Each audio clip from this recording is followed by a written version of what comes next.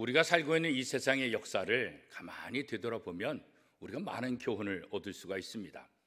한때는 강력한 힘을 가지고 독재자의 그 힘 앞에 모든 사람들이 아무 소리도 하지 못하고 그 밑에 굴복했었지요.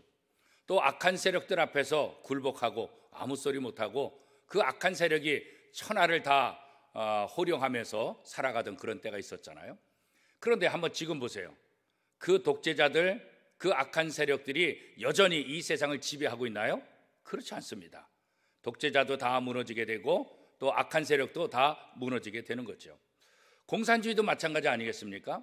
공산주의의 영향력이 커지면서 온 세상을 붉게 물들일 것 같았지만 지금 어때요? 공산주의 이론들, 공산주의 사상들, 이 모든 것들은 점점 다 사라져가고 있지 않습니까?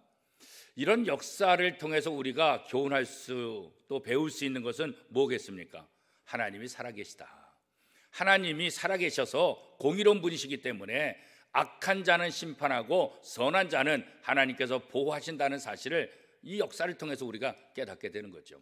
자, 그러면 이 땅에 사는 사람들, 오늘 우리들은 어떤 생각을 해야 될까요? 지금 좀 힘들다 할지라도, 지금 좀 어렵다 할지라도, 지금 독재자들이, 지금 악한 세력이 힘을 발휘하는 것 같지만 결국은 다 무너진다. 이 사실을 우리가 분명히 알아야 되지 않겠습니까? 모압이란 나라, 어떻게 보면 하나님의 복을 받으며 잘 살 수 있는 나라인데 예레미야의 그 선포에 의해서 결국 모압은 멸망당하게 됐잖아요. 어떤 민족보다도 정말 강력한 민족, 또 그 성곽이라든가 또 전쟁에 대비하는 모습들 완벽하죠. 감히 모압이라는 나라를 무너뜨릴 수 있을까 할 정도로 그렇게 튼튼한 나라였습니다. 그런데 모압이 어떻게 됩니까? 예레미야 예언대로 결국은 다 멸망당하죠. 자, 토기장의 모습을 우리가 기억하죠. 우리 눈에는 그 그릇이 너무나 예뻐요. 너무나 멋있어요. 아까워요.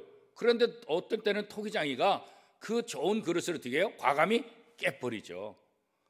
저도 예전에 저희 교인 가운데 그런 이렇게 그릇을 만드는 유기 전문가가 있어가지고 그것을 한번 방문한 적이 있었어요. 옆에 보니까 많은 깨진 그릇들이 있더라고요. 너무나 아까운 거예요. 그런데 토기장의 입장에서는 우리 입장에서 보는 아까움과 다른 거죠. 토기장의 마음에 들지 않으면 과감히 깨버리는 거예요. 모압이 인간적으로 세상적으로 튼튼한 나라고 훌륭한 나라고 좋은 평화를 누리고 수확물이 좋다 할지라도 하나님 마음에 들지 않으면 어떻게 해요? 과감히 깨버리는 거예요. 모압이라는 그릇은 하나님 앞에 그냥 풍지박살 나게 되는 거죠. 왜 그렇습니까? 하나님의 말씀을 떠나서 그래요. 하나님을 섬기지 않고 그모스 신을 섬기기 때문에 그래요. 하나님이 평화를 주고 하나님이 번영을 주고 하나님께서 이 나라 이민족을 여기까지 이끄셨다는 사실을 기억하지 못하는 거예요. 그들은 하나님이 아니라 그모스 신이 우리를 행복하게 해줬다, 이렇게 착각하고 있었던 거죠. 결국 하나님은 이 모압이라는 나라를 깨트려 버리기로 작정하셨고 바벨론이라는 나라를 통해서 이 모압을 멸망시키게 되는 거죠. 이 멸망에 있어서 백성들이 아파하고 힘들어하며 고민하고 예레미야조차도 마음에 굉장히 슬퍼했다, 이렇게 말씀하고 있어요. 예레미야 48장 40절 말씀에 보면 바벨론이 독수리같이 북쪽으로부터 날아와서 모압 위에 날개를 펼쳤다, 이렇게 말해요. 자, 이건 뭐겠어요? 바벨론이 모압을 꼼짝 못하게 다 점령했다, 이런 말씀 아니겠습니까? 모압을 완전히 점령하고 다시는 모압이 일어서지 못하도록 그렇게 하셨죠. 그런데 이것으로 끝나는 게 아니에요. 하나님께서 이스라엘 백성들을 사랑하시는 것처럼 하나님은 이방 나라도 모압도 사랑하시는 하나님이시죠. 결국은 모압이 포로로 붙잡혀갔던 사람들이 다시 돌아오고 다시 회복될 것이다. 자, 이걸 보면 하나님의 어떤 모습을 볼 수 있겠습니까? 하나님은 하나님이 선택한 이스라엘 민족뿐만 아니라 모든 민족을 다 사랑하시는 분.